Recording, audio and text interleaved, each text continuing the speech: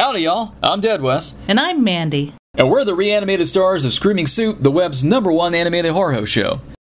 Screaming Soup is an animated horror host show we were inspired to create thanks to watching the nationally syndicated horror hosts of the 80s, like Joe Bob Briggs, Elvira, and Mr. Science Theater 3000.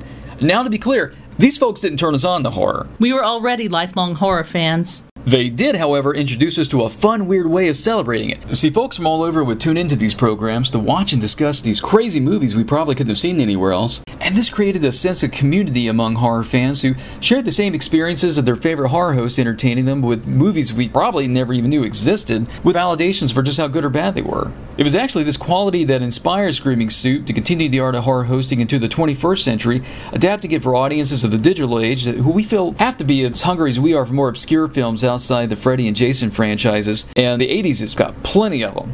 We just want to help these smaller films stay alive with our show, bringing them to people's attention so that they're not forgotten.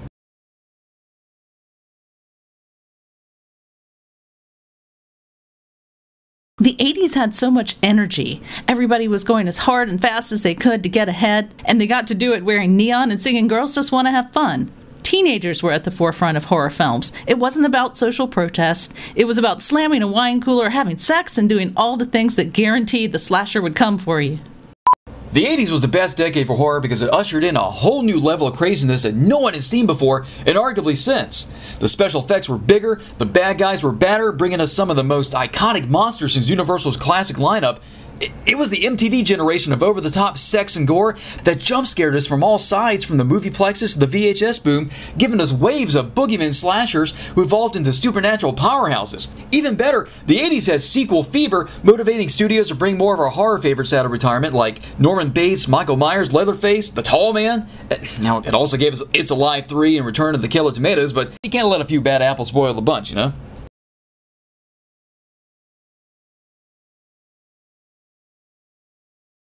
Hands and finger knives down, the ultimate 80s film is Nightmare on Elm Street. To this day, I avoid high schools because I can still picture Tina being dragged down the hall in that body bag.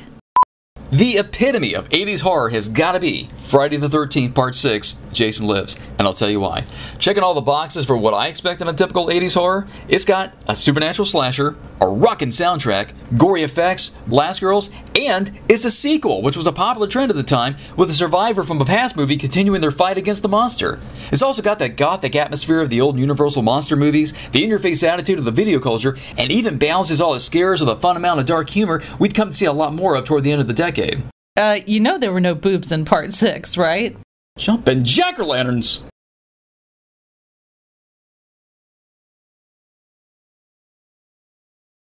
I saw my first horror film with my dad. He was watching a network TV rerun of a 70s film called Let's Scare Jessica to Death. It might as well have been called Let's Scare Mandy to Death because I wedged myself in the recliner beside Dad and slept with the lights on for 2 weeks. The first horror movie I ever saw that got me into this whole genre? Ghostbusters. Now, I know some may say those are fighting words, giving it label to one of the highest grossing comedies of all time, but come on! Do you remember that scene with Sigourney being groped by a demonic chair?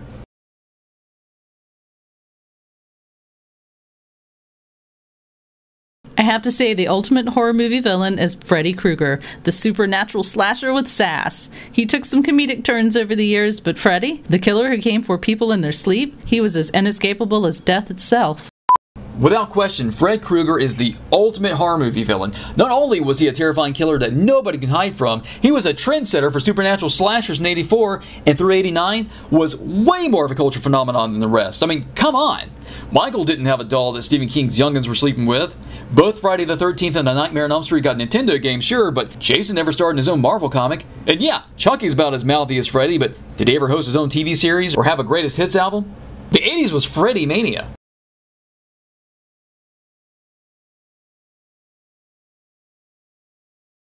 The last time I was terrified watching a horror movie, well, I screamed out loud during the Bye Bye Man. Doug Jones, regardless of whether the audience even knows it's him, he's creative with his creepiness. There's some whimsy there, but it still targets our primal fears, kind of reminiscent of relentless killers like the great Freddy Krueger.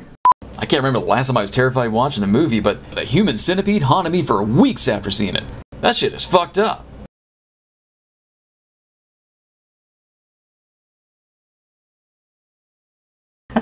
My favorite memory from watching an 80s horror flick has got to be hearing my favorite movie quote for the first time watching Day of the Dead. That moment Captain Rhodes blows his top and screams, "I'm running this monkey farm now, Frankenstein, and I want to know what the fuck you're doing with my time!" It's just such a silly line, and it's so much fun to repeat just as frantically as he does it. The only thing that makes me laugh harder is Bruce Campbell's death scene in Moontrap.